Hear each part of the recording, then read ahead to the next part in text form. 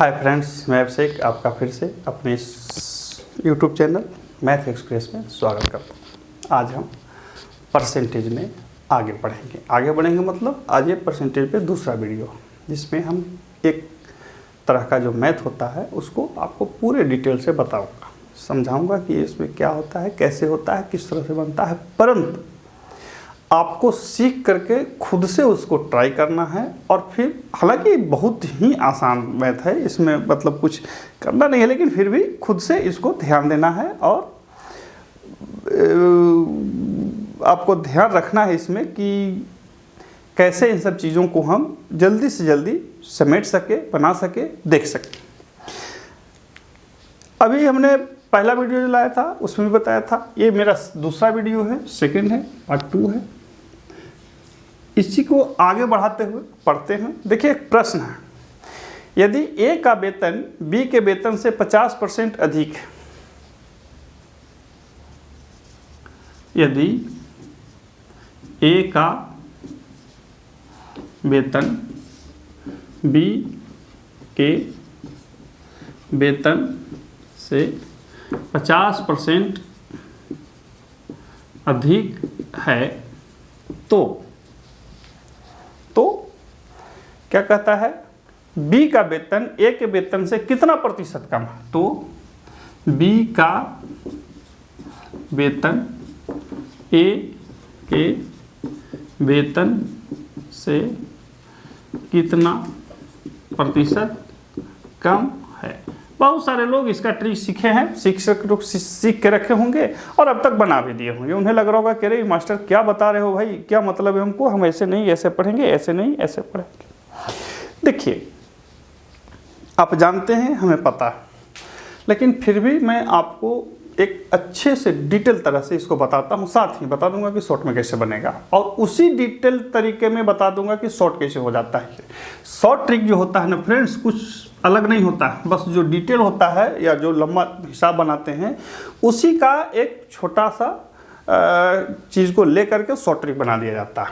देखिए, कहता है ए का वेतन बी से वेतन से 50% अधिक है, तो माना बी बराबर 100 रुपया। बी का वेतन कितना है, 100 रुपया। तो ए का वेतन, ए बराबर 100 गुने 50% अधिक है, 150 बटा 100। अब कहिए कि 150 कहाँ से लिया?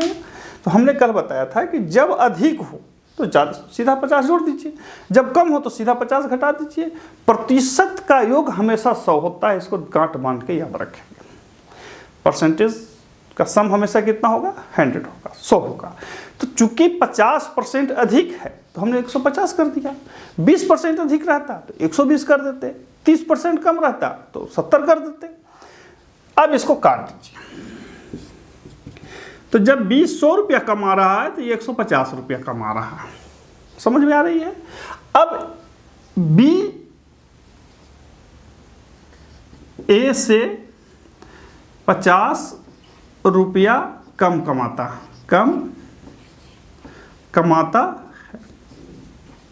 तो प्रतिशत कितना कम कमाता है, प्रतिशत कम बराबर 50, जो कम रुपया कमा रहा था 100 मल्टी 100। अब बटा किसका लिखेंगे, ए का या बी का? कल भी हमने बताया था, आज भी ध्यान रखिए, ये से तुलना करवा रहा है तो ए का लिखा जाएगा।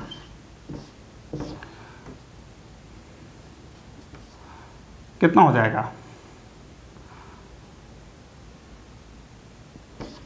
3 पचे 2 पचे 100 बटा 3, 33.1/3% कम हो गया। कितना हो गया, 33.1/3% कम हो गया। ये डिटेल में बना। अब इसको मैं बता देता हूं कि आप परीक्षाओं में कैसे बनाएंगे। कुछ नहीं करना, यही शॉर्ट ट्रिक है जो आप सीख के रखे हैं या सीखते होंगे। कहता है कि ए का वेतन बी के वेतन से 50% अधिक है। 50 जो है 100 मल्टी 100 बाई 100 में जोड़ दीजिए 150। देखिए, तो ये जो हम लोग डिटेल यहाँ बनाए थे वही शॉर्ट फॉर्मूला यहाँ पर आया कि नहीं आया? जो हमने डिटेल बनाया था यहाँ पर देखिए यही चीज़ है 50 गुने 100 बटा 150, उसी को यहाँ पर रख दिया गया। अब आपको हम बता दिए कि ऐसा ऐसा करना है, तो यह सही है, परीक्षा में आना चाहिए, ऐसे ही बनाना चाहिए, लेकिन आपको यह समझ में आना चाहिए कि आखिर वो कैसे होता है। यदि आता है तो आप परीक्षा में आराम से बना लीजिएगा। ठीक है, अगला देखते हैं। देखिए जब भी क्या उसको बोलते हैं, परीक्षाओं में बैठें तो दिमाग खुल रख के बैठिएगा। और सबसे बड़ा बात है कि क्या बोले, हर बार एक ही चीज़ को बोलना अलग सा चीज लगता है, अलग लगता है कि अभ्यास घर पे खूब करें, घर पे अभ्यास खूब करें। अब कहता है कि ए का वेतन बी के वेतन से 40% कम है। ए का वेतन बी के वेतन से 40% कम है। ए का वेतन बी के वेतन से 40% कम है। ठीक है, तो बी का वेतन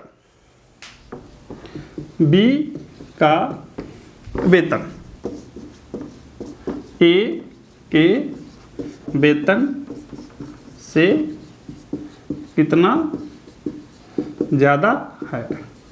मैं इससे ज़्यादा राइटिंग नहीं बैठा सकता। ए का वेतन बी के वेतन से 40% कम है, तो बी का वेतन ए के वेतन से कितना परसेंट ज़्यादा है, ऐसा ही प्रश्न है कि गलती पढ़ लीजिए। ए का वेतन बी के वेतन से 40% कम है, तो बी का वेतन ए के वेतन से कितना परसेंट ज़्यादा है। हाँ, बी का वेतन ठीक है, चलिए ठीक है। हल, माना बी बराबर 100 रुपया, ए बराबर कितना 40% कम है। अब यहां पर ध्यान दीजिए कि 40 कम है तो 100 में से 40 घटा लीजिए तो कितना हो जाएगा 60, तो 100 गुने 60 बटा 100 कितना हो गया 60 रुपया। यदि बी कमा रहा है 100 रुपया तो ए कमा रहा है 60 रुपया, तो कम बराबर कितना, कम बराबर 100 घटाओ 60, 40 रुपया। प्रतिशत कम बराबर, अब प्रतिशत कम निकालेंगे तो किसको नीचे रखना होगा सो बताइए। तो जब प्रतिशत कम निकालेंगे तो जो कम है वो लिखेंगे मल्टी 100, जिससे तुलना करने बोल रहा है। ए के वेतन से कितना ज्यादा है, याद रखिए ए के वेतन से, तो ए का वेतन कितना है 60 रुपया, तो यहाँ 60 लिख देंगे। 3 दूनी 6, 5 दूनी 10, 200 बटा 3%, 66.2/3%। कितना 66.2/3%। अब इसी को हम आपको वो शॉर्ट वाला भी बता दे रहे हैं। याद रखिए मैं शॉर्ट नहीं आपको बता रहा हूं, मैं फिर से बोल दूं कि मैं ये कोई ट्रिक नहीं बता रहा हूं, मैं ये आपको बता रहा हूं कि इस हिसाब को कैसे परीक्षा में आप बिल्कुल इस तरह से जाए हुए बना दीजिए। देखिए 40% कम है तो सबसे पहले लिखेंगे 40 गुने 100 बटा 60। 60 कहाँ, तो 100 में से ये घटा देंगे। जब ज़्यादा था तो 100 में उतना जोड़ देंगे, जब कम था तो 100 में से घटा देंगे। अब पहला हिसाब में क्या था 50% ज़्यादा था तो 100 में 50 जोड़ दिए, 30% ज़्यादा था तो 100 में 30 जोड़ देंगे, 20% ज़्यादा था तो 100 में 20 जोड़ देंगे। ठीक उसी प्रकार से जब कम रहेगा तो इस तरह से करेंगे। अब देखिए सेम चीज़ आया नहीं आया, ये और ये दोनों बराबर है कि नहीं, काट छट कीजिए, अब काटेंगे तो उतना ही आएगा। तो आपको इस फॉर्मेट को ध्यान रखना, कहीं कि न ध्यान रखेंगे तब क्या होगा, परीक्षा यदि पास कर गए तो अच्छा बात है, नहीं पास किए तो दिक्कत होगा। ऐसे भी हमको तो परीक्षा देना नहीं आपके बदले जा करके। हाँ देखिए बहुत लोग ये पूछते हैं, कह रहे श्रीमान ऐसे नहीं सीखेंगे तो क्या होगा। देखिए होगा कुछ नहीं, बहुत लोग होता है कि आवेश में या अपने दिमागी क्षमता के बदौलत बहुत चीज़ों को बहुत जल्दी सीख लेते हैं, रिजल्ट हो जाती है, वो पास कर जाते हैं। लेकिन जो सही चीज़ है उसे तो एक टीचर को बताना पड़ेगा और एक विद्यार्थी होने के नाते आपको वो चीज़ ध्यान रखनी पड़ेगी। ठीक है ना। अगला चीज, अगला प्रश्न है, कहता है कि एक व्यापारी या बनिया माल खरीदते समय क्रय मूल्य पर माल बेचने का वादा करता है। पता नहीं कैसा बनिया था जी, व्यापारी था वो। एक बेईमान बनिया कहता है, एक बेईमान, दुकानदार में लिख देता हूँ, दुकानदार क्रय मूल्य पर माल बेचने का वादा करता है, वादा करता है, परंतु क्रय मूल्य पर माल बेचने का वादा करता है, परंतु 960 ग्राम के वाट का प्रयोग करता है, परंतु 1 केजी के स्थान पर 960 ग्राम के वाट का प्रयोग करता है, उसका प्रतिशत लाभ बताओ। देखे होंगे ऐसा प्रश्न, जो बनाने वाले होंगे बना भी लिए होंगे। देखिए, क्या ये अलग प्रश्न है? नहीं। अभी जो हमने आपको 2 तरह का प्रश्न बताया, ये भी उसी तरह का प्रश्न। बात समझिए, अभी जो हमने आपको बताया एक प्रश्न या 2 प्रश्न, वो उसी तरह का। जब ज़्यादा है तो जोड़ देंगे, जब कम है तो घटा देंगे। अब देखिए कैसे बनाएंगे। देखिए, कम तौला बराबर 1000 ग्राम घटा 960 ग्राम बराबर कितना? 40 ग्राम। ठीक है, तो प्रतिशत फायदा बराबर 40 गुने 100 बटा 960, सॉरी 100 है, इसी से काट देता हूँ। 24 चौके 96, तो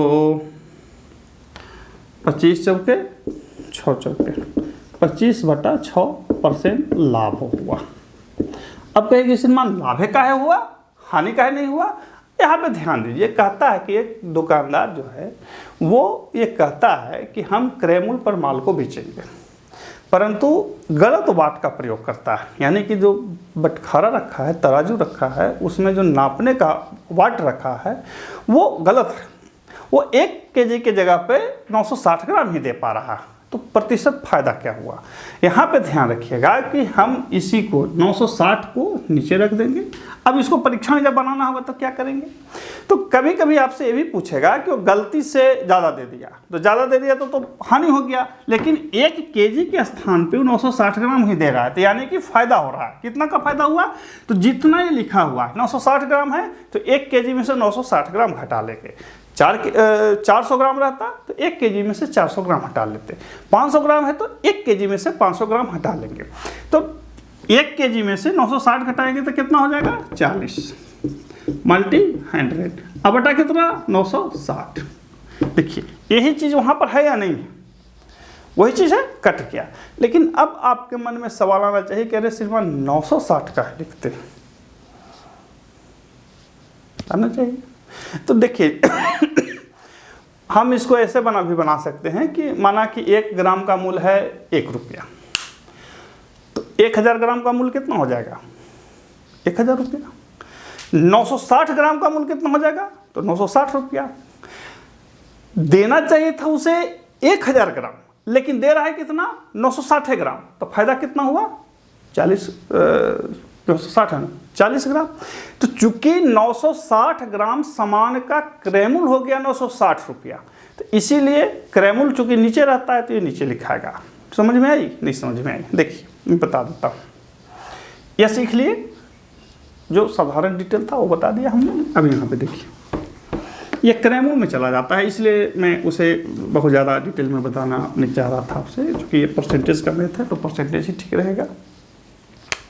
देखिए, 1 ग्राम का मूल्य बराबर 1 रुपया, इसलिए 1000 ग्राम का मूल्य बराबर 1000 रुपया।